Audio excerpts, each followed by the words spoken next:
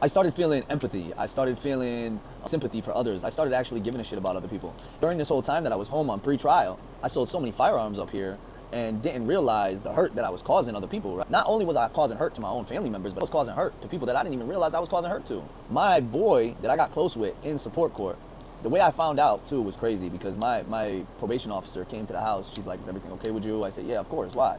She's like, "Hey, I need you to sit down real quick." I said, "Why? What's up?" And she's like, "Yo, Chico died." Now, Chico was one of my boys in there. I mean, when I was miserable, and I was miserable a lot, that boy could make you smile at any time.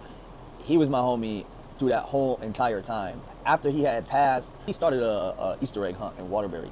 And I did it with him the first year. And then he passed the following year. He was murdered. He was murdered in Waterbury in front of birdies. It was a gun that killed him.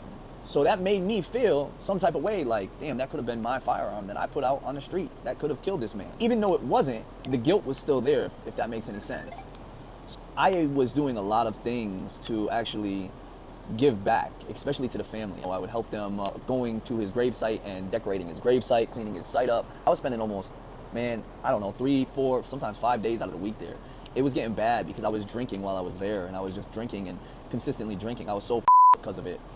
I held that heavy on my heart more than a lot of people think. Even though we didn't know each other but a year, he made such a large impact on my life that I ended up feeling that I owed this to him and his family. But anyway, we fast forward this, right? I was 2 months away from graduating HVAC.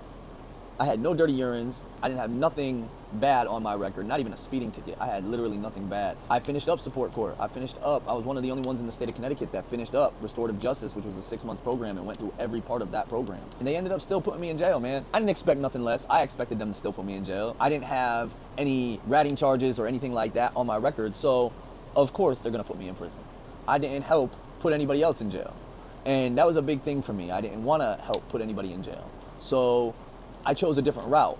And these were ways for me to at least get this knocked off of my time. At the end of the day, I got only sentenced 2 years out of the 5. I got sentenced 2 years, but they also hit me with 2 years probation. You gotta remember, I've been on pretrial probation since 2021. It's now 2026, the middle of 2026. That's 5 years. By the time I get off probation, they're gonna get more time out of me than they actually sentenced me to.